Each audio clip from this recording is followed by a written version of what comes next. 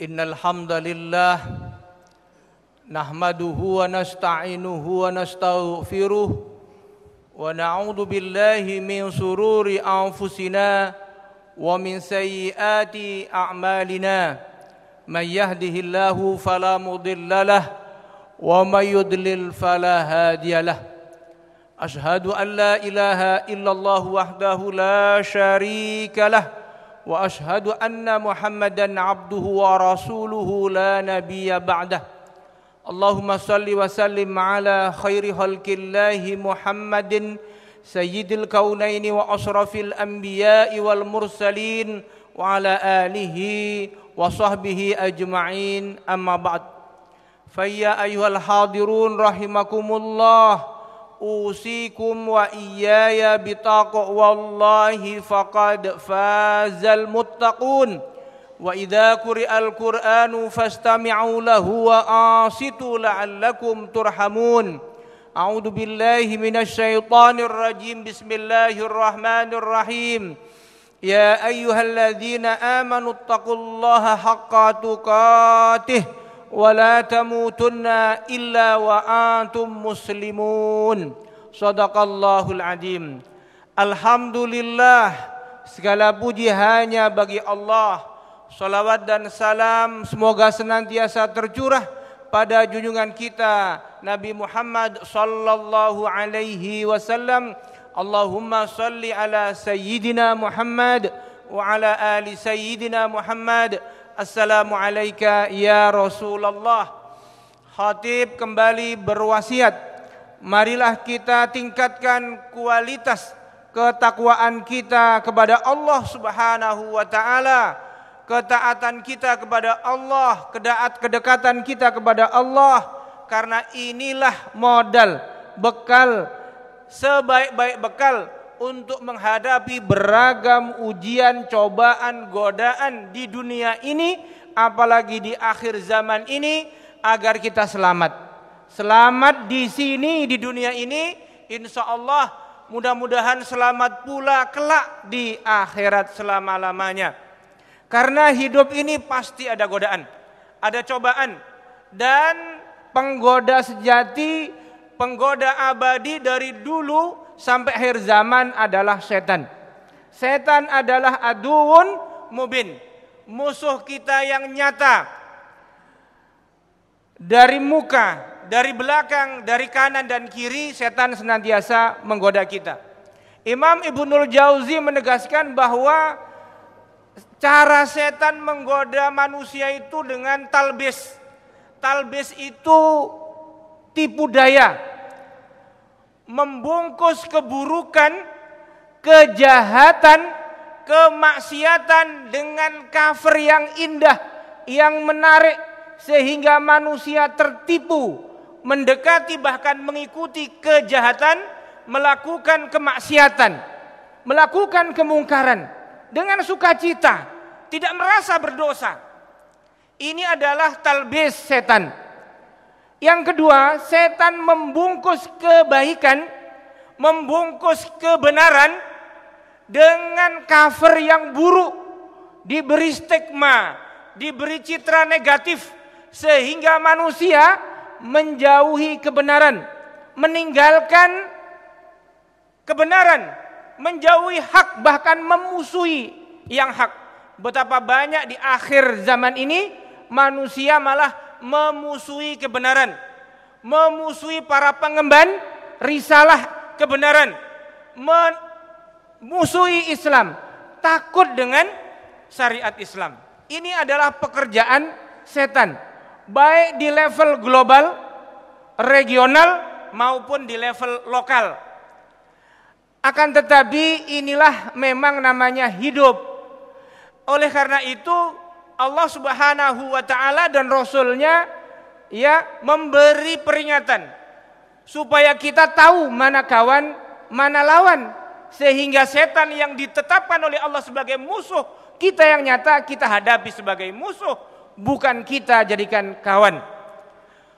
Para sahabat memberikan teladan bagaimana mereka tetap teguh, tetap istiqomah, kokoh dengan tauhid, taat kepada Allah, melaksanakan syariat agama ini dengan ikhlas sehingga sanggup menang menghadapi setan. Pada tahun 19 Hijriah, Khalifah Umar ibn Khattab mengirim ekspedisi militer ke Syam untuk membebaskan beberapa wilayah di luar Palestina yang masih dijajah Romawi. Takdir Allah Subhanahu wa taala, setelah terjadi peperangan itu, beberapa perwira senior kaum muslimin tertangkap tentara Romawi. Sesuai dengan pesan kaisar, kalau ada perwira senior, bahkan ada sahabat Muhammad yang tertangkap, jangan dibunuh. Tawan, bawa ke sini. Jumpakan dengan saya. Maka beberapa orang sahabat yang tertangkap tentara Romawi dihadapkan kepada kaisar Romawi.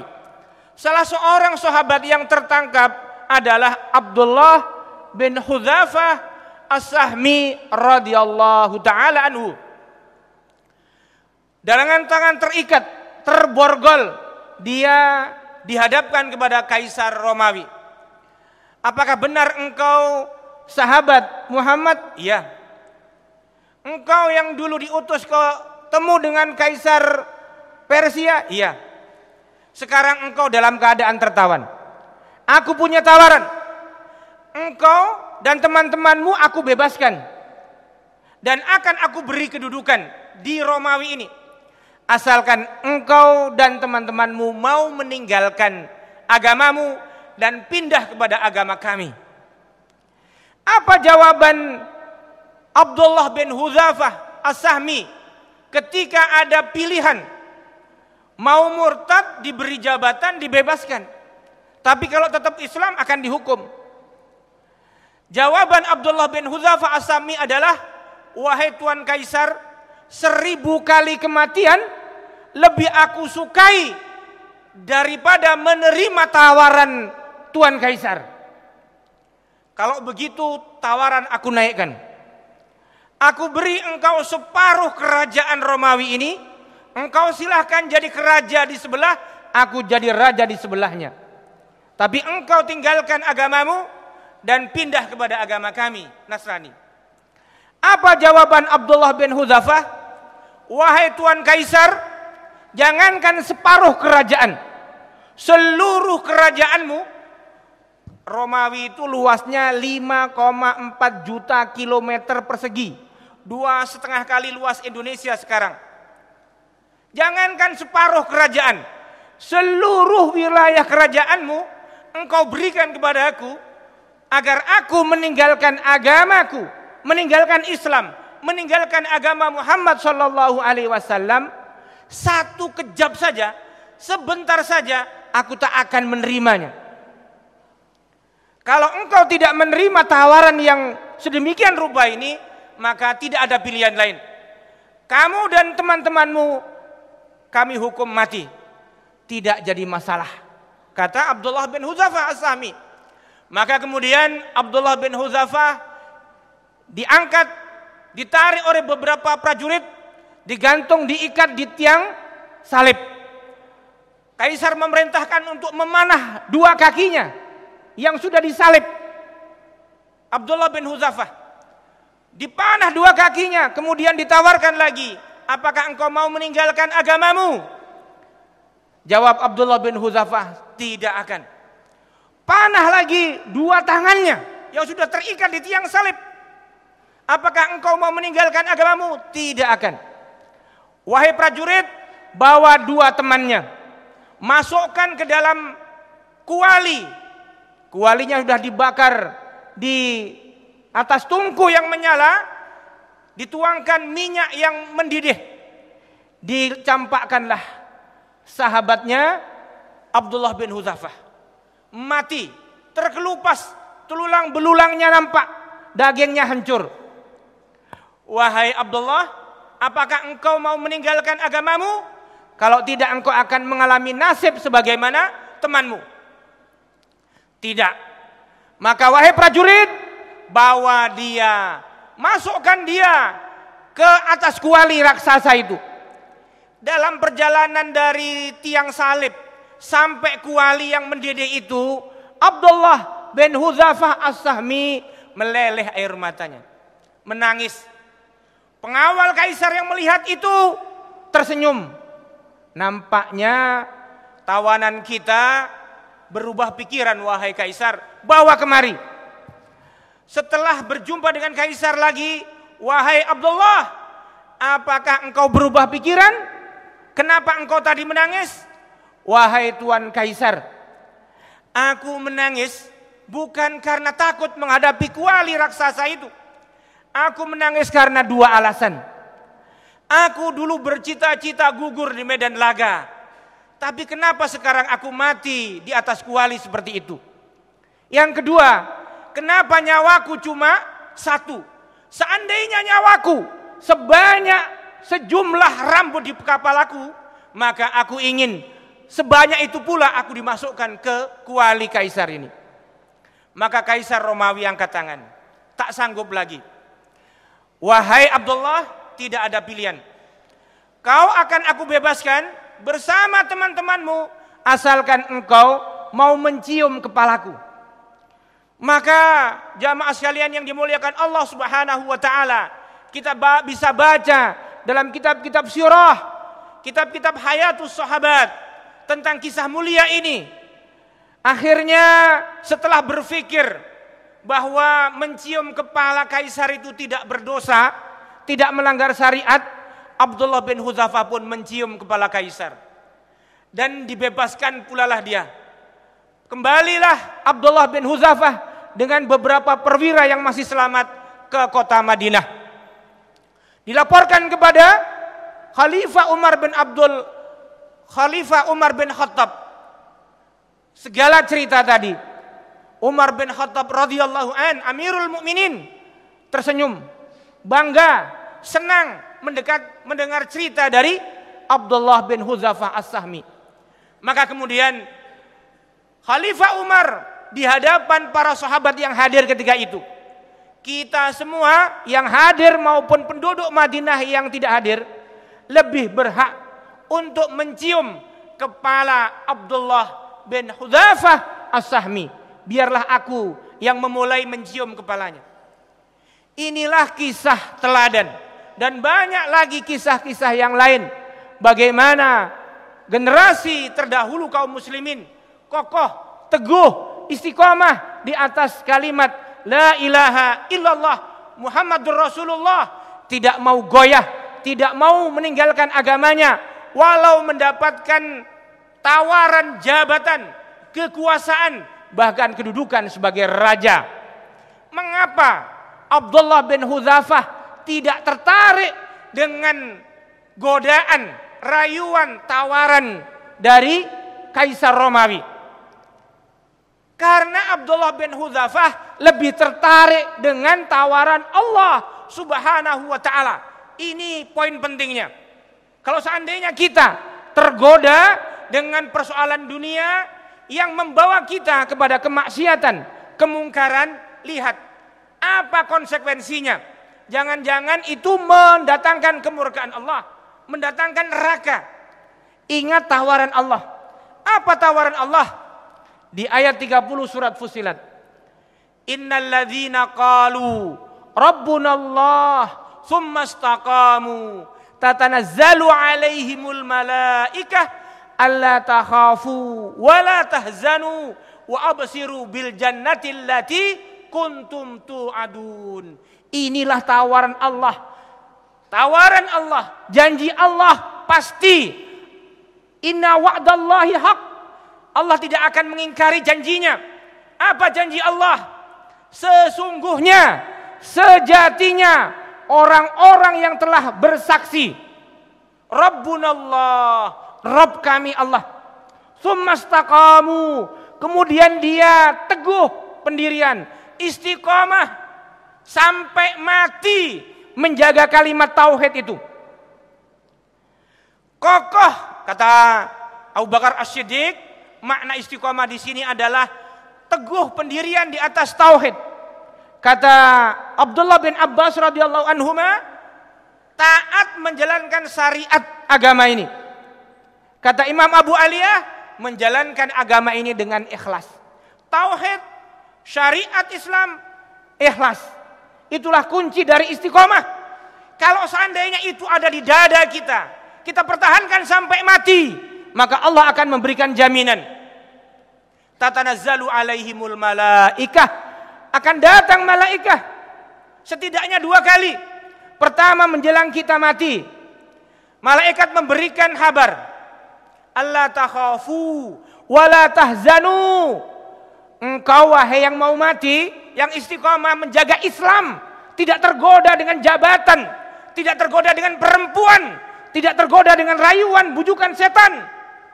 Engkau tak usah takut menghadapi hidup setelah mati. Engkau tak usah khawatir meninggalkan karib kerabat keluargamu dengan kematian ini. Wa absiru, Allah memberikan kabar gembira, bil jannatil lati kuntum tu'adun. Apa janji Allah? Allah memberikan surga. Ini malaikat datang yang pertama. Yang kedua kelak nanti menjelang yaumul ba'fi, hari kebangkitan, malaikat pun memberikan kabar yang sama. Gak usah khawatir, gak usah takut, engkau akan mendapatkan surga karena teguh pendirianmu. Tidak mau korupsi, tidak mau maksiat, tidak mau narkoba, tidak mau murtad, tidak tergoda dengan sekuler, liberal, komunis, tetap kokoh dengan la ilaha illallah Muhammadur Rasulullah. Ma'asyiral muslimin, hidup ini sejenak. Tak lama, 60 tahun, 70 tahun, sebentar. Apa artinya hidup sejenak ini? Tapi bagi orang beriman dan teguh pendirian istiqomah, ini sangat menentukan nasib kita di akhirat. Insya Allah kita akan mendapatkan surga selama-lamanya. Tapi kalau seandainya mengikuti bujukan, rayuan setan, maka hidup yang sejenak ini akan membawa implikasi negatif, menyengsarakan, yakni di neraka jahanam selama-lamanya. Naudzubillah min dzalik. Mudah-mudahan kita semua yang hadir di sini jamaah dan seluruh kaum muslimin sanggup menjaga keimanannya di tengah beragam persoalan, godaan, cobaan ini. Barakallahu li wa lakum fil Qur'anil azim wa nafa'ani wa iyyakum bima fihi minal ayati wa dzikril hakim wa taqabbala minni wa minkum tilawatahu innahu huwas samiul alim. Allahumma salli ala sayyidina Muhammad wa sallim wa radiyallahu tabaraka wa ta'ala an kulli sahabati rasulillahi ajma'in.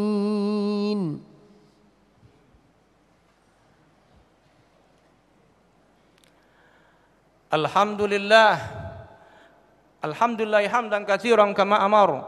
Asyhadu an la ilaha illallah wahdahu la syarikalah irghaman liman jahada bihi wa kafar. Wa asyhadu anna sayyidana wa nabiyyana Muhammadan abduhu wa rasuluhu sayyidul jinni wal basar.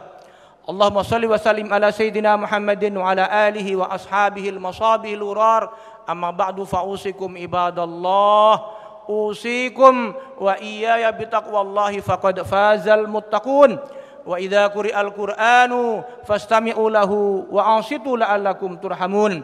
A'udzu billahi minasyaitonir rajim. Bismillahirrahmanirrahim. Ya ayyuhalladzina amanu may yartadda minkum 'an dinihi fasawfa ya'tillahu biqaumin yuhibbuhum wa yuhibbunah azillatin 'alal mu'minin 'izzatin 'alal kafirin yujahiduna fi sabilillah wa la yakhafuna lawmata la'im. Dzalika fadlullahi yu'tihi man yasha wallahu wasi'un alim.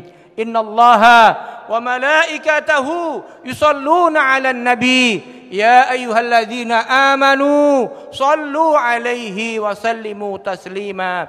Allahumma salli ala sayyidina Muhammad wa ala ali sayyidina Muhammad. Amin ya rabbal alamin. Allahumma ighfir lil muslimina wal muslimat والمؤمنين والمؤمنات الأحياء منهم والأموات برحمتك يا أرحم الراحمين اللهم انصر جيوش المسلمين وعساكر الموحدين وأهلك الكفرة والرافضة والمشركين ودمر أعداءنا وأعداءك وأعداء الدين اللهم انصر من نصر الدين واهدل من حدل المسلمين ربنا أفرغ علينا صبرا وثبت أقدامنا وانصرنا على القوم الكافرين ربنا هب لنا من أزواجنا وذرياتنا قرة أعين واجعلنا للمتقين إماما ربنا ظلمنا أنفسنا وإن لم تغفر لنا وترحمنا لنكونن من الخاسرين ربنا آتنا من لدنك رحمة وهيئ لنا من أمرنا رشدا ربنا آتنا في الدنيا حسنة وفي الآخرة حسنة وقنا عذاب النار عباد الله إن الله يأمر بالعدل والإحسان وإيتاء ذي القربى وينهى عن الفحشاء والمنكر والبغي يعظكم لعلكم تذكرون ولذكر الله أكبر أقيموا الصلاة